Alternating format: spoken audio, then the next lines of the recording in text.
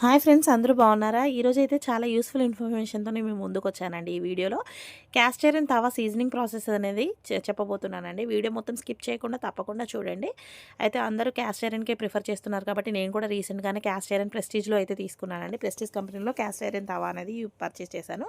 అయితే దీని సీజనింగ్ వచ్చేసి మనం ముందుగా క్యాస్ట్ ఐరన్ తవాని ఇలా డిష్ వాషర్‌తో కానీ ఏదైనా లిక్విడ్‌తో కానీ బాగా క్లీన్ చేసేసుకోండి. ఇలా క్లీన్ చేసుకొని కడిగేసుకున్న తర్వాత కాటన్ క్లాత్‌తోని బాగా తుడిచేసేసుకోండి. ఆ తర్వాత కొంచెం ఉప్పు అలాగే పసుపు వేసుకొని ఈ ఐరన్ తవా మీద బాగా రబ్ చేసేసి ఒక 5 మినిట్స్ వదిలేసేయండి. ఆ తర్వాత 5 మినిట్స్ వదిలేసిన తర్వాత పసుపు ఉప్పు వేసి బాగా రుద్దేసి మళ్ళీ దాన్ని డిష్ వాషర్తో కానీ ఏదైనా లిక్విడ్తో కానీ బాగా రబ్ చేసేసుకోండి, బాగా కడిగేసుకోండి. కడిగేసుకున్న తర్వాత మళ్ళీ సేమ్ ప్రాసెస్ కాటన్ క్లాత్తో తుడిచేసుకోండి. ఆ తర్వాత కొంచెం ఆయిల్ అనేది అప్లై చేయండి. మొత్తం క్యాస్ట్ ఐరన్ తవాకి మొత్తం చుట్టూరా ఆయిల్ అనేది అప్లై చేసుకోండి. ఆయిల్ అప్లై చేసిన తర్వాత మనని మీడియం ఫ్లేమ్లో పెట్టేసుకొని గ్యాస్ మీద ఈ తవానైతే పెట్టేసుకోండి. తవా వేడవ్వడానికి చాలా టైం అయితే పడుతుందండి. ఎందుకంటే ఐరన్ తవా కాబట్టి మినిమం ఒక 10 మినిట్స్ అయితే పడుతుంది.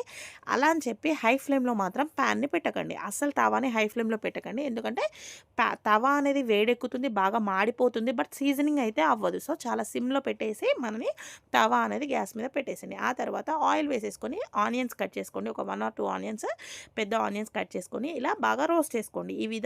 ఏ విధంగా రోస్ట్ అవ్వాలంటే మనకు బిర్యానీకి ఏ విధంగా అయితే బ్రౌనిష్ కలర్ వచ్చేంత వరకు రోస్ట్ చేసుకుంటామో చాలాసేపు ఒక 10-15 మినిట్స్ మాడిపోయేంత వరకు రోస్ట్ చేసేసేయండి. ఎందుకు ఇలా బాగా రోస్ట్ చేయమంటున్నానంటే ఎంతసేపు రోస్ట్ చేస్తే ఆయిల్ అనేది అంతా మన తవాకి పట్టుకొని సీజనింగ్ అనేది అవుతుంది.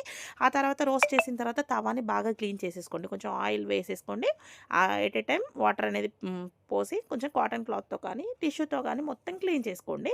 అలా క్లీన్ చేసుకున్న తర్వాత ఒక 1 అవర్ కానీ ఓవర్ నైట్ ఆయిల్ అప్లై చేసి పక్కన పెట్టేసినా పర్లేదు, లేదా వెంటనే వేసుకున్నా పర్లేదు. ఓవర్ నైట్ పెట్టేసుకొని ఆయిల్ పెట్టేసుకొని నెక్స్ట్ డే మార్నింగ్ వేసుకుంటే చాలా బాగా వస్తాయండి దోసలు. కాకపోతే నేనైతే ఇక్కడ వెంటనే సీజనింగ్ అయిన వెంటనే ఒక హాఫ్ అన్ అవర్‌లోనే దోస అనేది వేసేసాను. ఫస్ట్ దోస అయితే నాకు రాలేదు.